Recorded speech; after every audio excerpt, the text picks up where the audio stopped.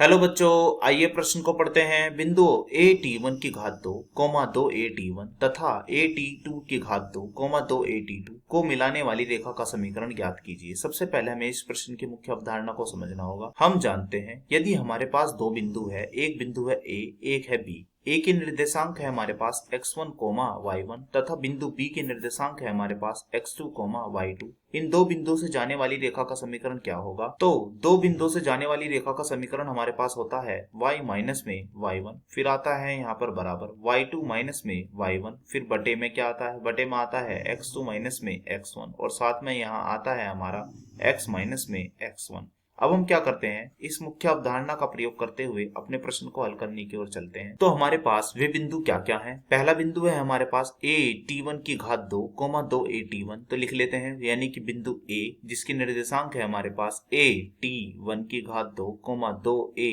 t1। इसके साथ ही हमें यहाँ पर बिंदु b भी दिया गया है। इसके निर्देशांक क्या है? इसके निर्देशांक है हमारे पास a t2 की घात दो, तो लिख लीजिए a t2 की घात दो, फिर कोमा दो AT2, तो लिख लीजिए इसे भी दो AT2। अब हम दो बिंदु से जाने वाली रेखा का सूत्र लगा देते हैं। यह सूत्र है हमारे पास ये वाला, तो लगा दीजिए। यह समीकरण हमारी क्या आएगी? यह आएगी y माइनस, फिर आता है y1 यानी कि ये रहा दो AT1, तो लिख दिया। फिर आता है बराबर y2 माइनस y1 है हमारे पास दो AT2, तो लिख लेते हैं दो AT2।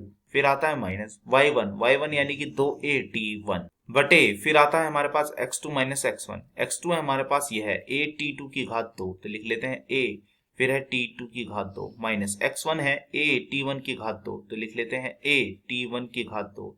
फिर यहाँ पर आता है हमारे पास x माइनस x1 यानी कि a t1 की घात दो। अब हम बढ़ते हैं आगे, पहले है y फिर माइनस दो a t1। अब हम क्या करते हैं यहाँ पर? अब हम यहाँ पर दो a को भिन्निष्ठ ले लेते हैं, तो ले लीजिए हमने दो a को भिन्निष्ठ। अंदर क्या आएगा? अंदर आएगा हमारा t2 माइनस में t1। बटे में क्या करते हैं, यहाँ पर a को भी भिन्निष्ठ ले लेते हैं। यहाँ पर a को भिन्निष्ठ ले लिया, अंदर आएगा क्या? अंदर आएगा हमारा t2 की घात दो माइनस में यहाँ पर है t1 की घात दो, और साथ में क्या है? साथ में है यहाँ पर x माइनस a t1 की घात दो। अब यहाँ हमारा a से a कट जाएगा, तो हमारे यहाँ क्या बचेगा? तो लिखते हैं, पहले है यहाँ पर हमारा y, फिर माइनस, फिर है दो a, फिर क्या है? फिर है हमारा पास यहाँ पर a t1 यानी कि लिख लेते हैं दो a t1। फिर क्या है? फिर है बराबर में हमारे पास जो बचा उसे लिख लेते हैं, बराबर में यहाँ है दो, और फिर क्या है? फिर हमारा t2 माइनस t1, तो लिख लेते हैं इसे t2 माइनस में t1। और बटे में क्या है?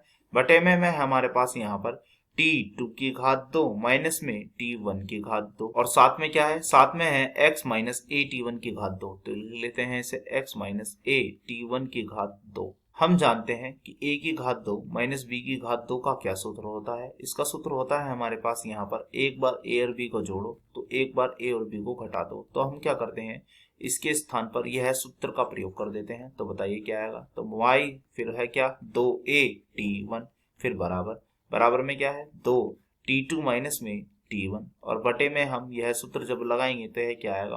पहले आएगा हमारा t2 जमा में क्या? t1, फिर क्या आएगा? फिर आएगा हमारा t2 माइनस में क्या? t1, यानी कि एक बार t2 के साथ t1 जुड़ गया और एक बार t2 के साथ t1 घट गया, और साथ में क्या है? x माइनस में a t1 की घात दो। अब हम देख रहे हैं यह और यह आपस में कट जाएगा, तो जो बचा उसे लिख लेते हैं। तो यहाँ पर बचा है हमारे पास y, फिर माइनस में, फिर क्या है? दो a t1, फिर है बराबर, ऊपर है दो, नीचे क्या है? नीचे है हमारे पास t2 जमा में क्या? t1, और साथ में क्या है? साथ में है x माइनस a t1 की घात दो। अब हम क्या करते हैं, यहाँ कैची गुना कर देते हैं। तो t2 जमा में क्या है? t1, और इसकी गुणा किस में हो जाएगी? इस y में, फिर है माइनस, फिर दो a t1, इसकी गुणा किस में हो जाएगी? t2 जमा में क्या है? t1, और बराबर, फिर क्या है? दो, इसकी गुना आपस में यहाँ हो जाएगी, तो यह हो जाएगा हमारा यहाँ पर x माइनस a t1 की घात दो।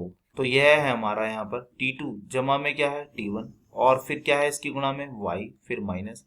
अब हम क्या करते हैं यहाँ पर हम यह है दो a, फिर क्या है? t1, फिर क्या है? यह अंदर t2 जमा में क्या है? t1, और बराबर में अब हम क्या करते हैं? इस दो की पहले x में गुणा यानी कि 2x, अब इस दो की गुणा कर देते हैं अंदर यानी कि दो a t1 की घात दो।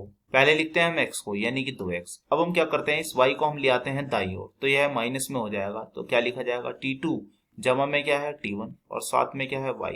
अब हम क्या करते हैं, इस पूरे भाग को भी हम दाईं ओर ले आते हैं, तो यह हो जाएगा जमा में 2a और अंदर गुना भी कर देते हैं, 2a t1 t2 और फिर क्या हो जाएगा, फिर जमा, फिर 2a t1 की घात 2 और यहाँ पर हमारा माइनस में क्या चल रहा है, माइनस में हमारा यहाँ पर 2a t1 की घात 2 और बराबर में क्या बचा, 0। अब हम देख रहे हैं यह दोनों आपस में कट जाएंगे, तो जो बचा उसे लिख लेते हैं। पहले है क्या, 2x, फिर माइनस, फिर क्या है t2 जमा में क्या है t1 और साथ में क्या है y और हमारा क्या बचा, हमारा बचा है 2a t1 और गुणा में t2 बराबर क्या है, 0। तो यही हमारा इस रेखा का अभिष्ट समीकरण हुआ है, जो रेखा दो बिंदुओं से होकर गुजरती है। आशा करता हूं यह प्रश्न आपको समझ में आया होगा। धन्यवाद।